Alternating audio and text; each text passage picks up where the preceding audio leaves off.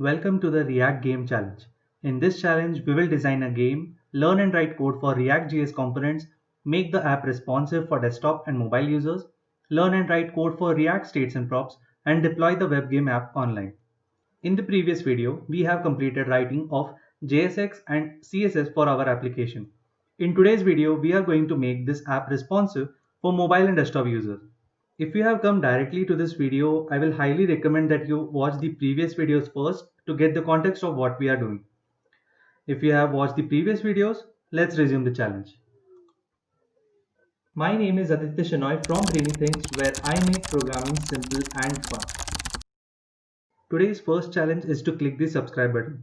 Only 20% of people who watch my videos are able to complete this challenge. If you are not subscribed and would like to watch my videos in future, I will appreciate it if you click the subscribe button.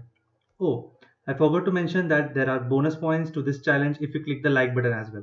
In the last video, we left the project over here where we completed our CSS and JSX, and the app looks like this right now. And even though there are buttons over here, you can see the hand is the same over here, the images of the hand, and the button text is same because we have just styled these elements and not made this functional yet. But before making this app functional, I would like to show you what happens when we change the aspect ratio like this.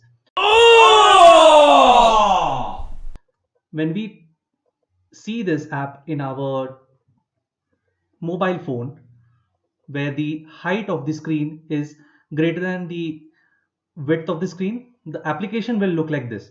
You can see the text gets distorted, the hand looks huge, and the title also not looks good. So if we want to fix this, we want to make this app responsive. By responsive web application, I mean that the web application should change its styling and other components, styling components, as per the available width and height. So in today's video, we will do that. The next quest for us is to make the application responsive. Now let's open up the styles folder, and inside this, let's open first the app.css.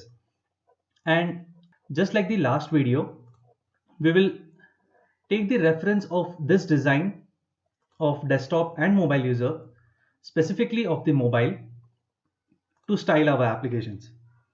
To convert this CSS in which we have written the styling as per just the desktop users, it is very simple to convert this CSS and add some lines to convert this CSS file to be responsive for desktop as well as mobile users. So let's see what we can change over here. In the application, you can see that the background color, the height, and the background color should remain the same for both the users. The height will also remain the same. The flex property will also remain the same. The elements, that is these elements will be stacked in column in mobile as well. Space around will be there, font family will be there. So as you can see, there is no requirement to change this styling to make this app responsive. But when we go to the next styling element, that is app header, text align center is good, but font size is not. As you have seen, when we scale down this application, the text size should definitely be reduced because this is very huge as per the mobile users. So one styling element that we want to change over here is the font size, but not the font weight. So how we can achieve this is by adding some CSS media queries. So what is a CSS media query? It This is a special CSS syntax in which it checks the screen orientation, and there are a lot of other parameters that you can style upon. But for today, we can just use the orientation because we have just made the two stylings, one for desktop where the orientation is landscape and mobile where the orientation is portrait. So for writing this, we have to add @media, and we just want this styling to be happening on only on screens. There are other elements where this media can be applicable, so we just want this to be for screens. And inside bracket, I will write orientation landscape like this. And inside this, we can treat this as a CSS file, a separate CSS file that will be called only when the media is a screen and orientation is landscape. Now you might wonder why we are styling this element for landscape, where when we already have the landscape, that is we have designed this application first for desktop. So why do we want to write this landscape orientation instead of portrait? So the reason behind this is mobile processors are not that efficient as compared to the desktop processors. So we want to reduce the work of mobile processors, that is mobile browsers specifically. So we will change this, the elements that we want in desktop, that is changed for desktop and mobile users. The default will be for mobile. So we will change this and move this line over here. So let's understand this by an example. So in this, I will just copy the element, that is we want to style this app header again. And as this is for desktop, I will just copy this inside this. So for desktop, this styling will be applicable. And for mobile users, we can see over here, if we go to mobile and see the font size is 48 and the total height was 1280. So if we do this 48 by 1280, it comes out to be 3.7%. So let's round it up to 4 viewport height. So over here, I will do 4 viewport height. So this approach is known as the mobile first approach. That is, the default values will be applicable for mobile. And if we want to change something that is not same for desktop and mobile users, we will add the desktop styling inside the media query. In that way, the mobile does not have to process all these lines because it knows it is not meant for it. So for mobile browsers, it will be less lines of CSS to process. So we have done this. The font weight will still remain the same. So if we do this and if I change the browser size, you can see that the previously the stone paper scissors was very huge. It was still 10 viewport height, but now as we have added this media query and we have changed the default behavior to be of 4 viewport height, this is the default behavior that will be applicable for mobile users. But when we change this orientation to landscape, this is what we get. So in this video, we will just add this media queries and see one by one what styling is different for desktop and mobile users. So in this, font weight is bold, that will remain the same. So let's move to app hands. And even in mobile users, even for mobile users, the display will remain the flex and justify content will be spaced around. The hand size will reduce, but the flex properties will remain the same. So we don't want to change this, and thus this is default behavior. And for app buttons, justify flex and justify content space around. So this seems to be correct, but for mobile users, we don't want these buttons to be aligned like this. We want the buttons to be stacked as a in the vertical position. So we want to change that now. So how we can change this? Let's first add the media query @media only screen and orientation landscape. And inside this dot app buttons, and inside this the display flex property will remain the same, but the flex direction what we want for the mobile users is column. So by default it is row. So as you can see, as we have changed this, we have not added anything inside the landscape, so it is looking like this now. So flex direction column will be applicable when it is in the mobile, but as you can see, when we have changed this, we have to add some more properties to this to make this look good. So another thing that we want to add is like this button is shifted to the left, so we want it to be aligned to aligned at center. So I will do align items center, and the buttons have moved over here now. And for desktop users, we don't want to change anything apart from the flex direction, and that should be root. So for mobile, it will look like this. Don't worry, the text is not handled by the app.css. It is for the app button part. We are just styling the relative positions of these three buttons. So now the application is looking like this. And if we move it like this button has not changed for desktop users. So we have completed for the responsiveness for app.css. The next thing over here is the app button.css. In this, there is just one styling element. So in the app button, as we have just discussed, that the font size of this button and in general the button width and button height is not correct. So we want to change this for mobile users. So first, before adding anything, I will do this on the screen and orientation as landscape. And inside this, I will add app button.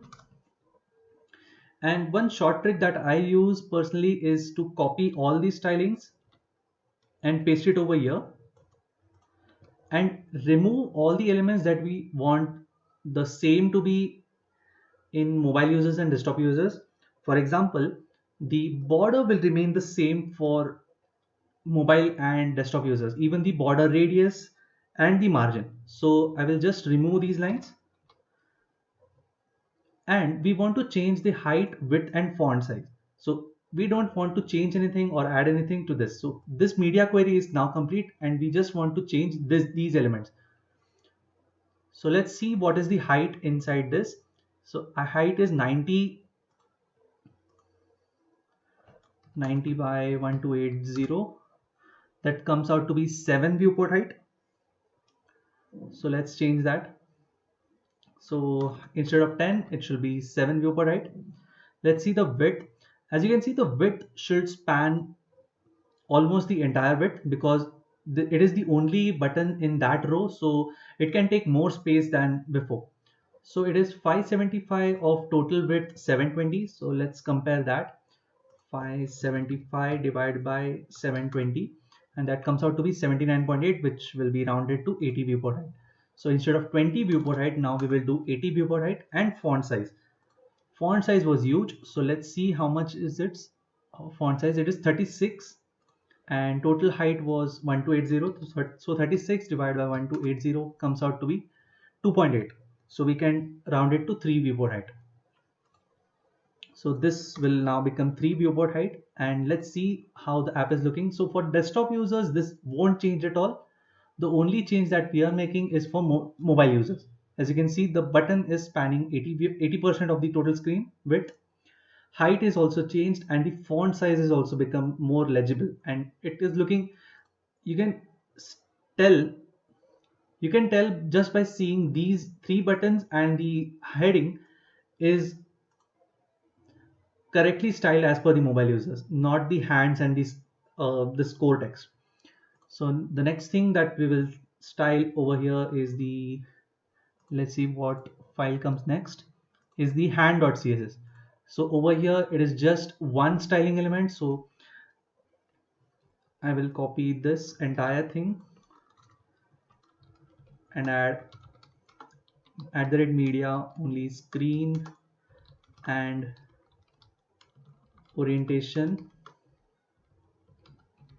landscape, and I will paste this inside this. And we want to change the behavior for the mobile users. So let's see in the design what we can use. So as you can see, creating this design has reduced a lot of trial and error for us, because we are just taking the values over here and plugging it into the CSS file without even worrying about the trial and error part. So over here the height is 260 and the total height was 1280. So let's see how much does it come. 260 divided by 1280, that comes out to be 20 viewport height. So let's see by changing this to 20 viewport height.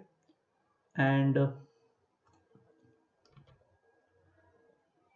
okay, for desktop users, so I have done one typo over here. So this should be orientation. I should have seen that this color has not changed to blue.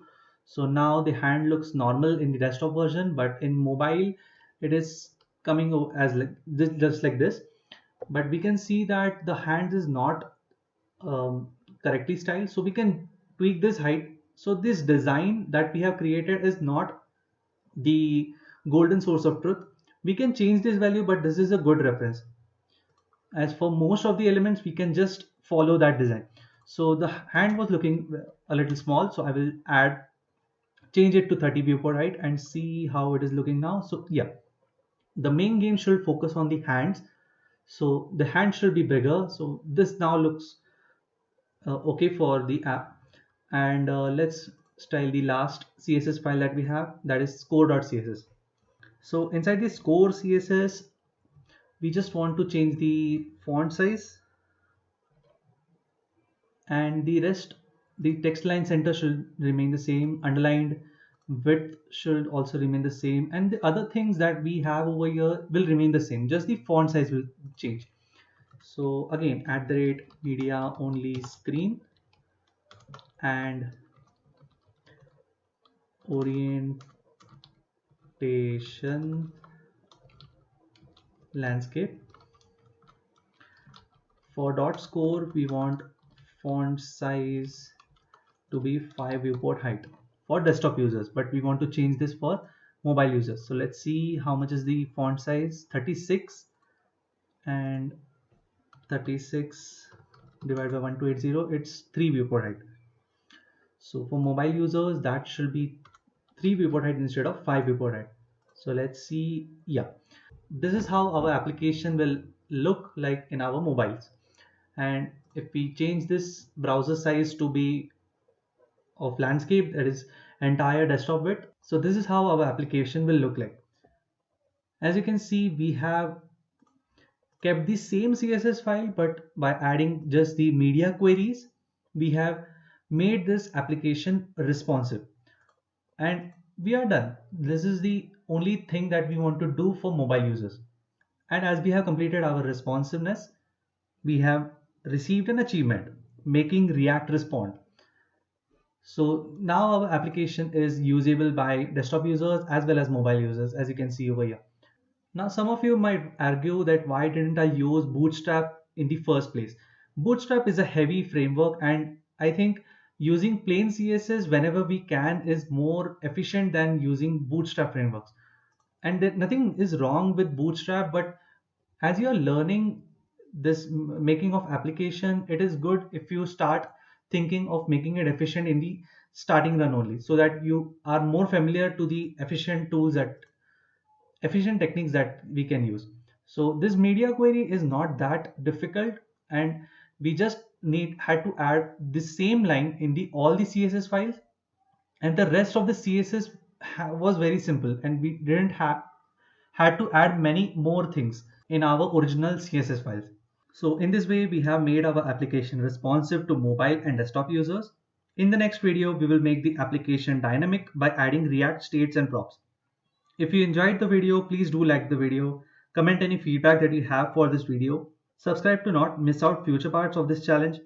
You can connect to me via LinkedIn, whose link is in the description. Here are some other videos and playlists that you might want to watch, and I will see you in the next video.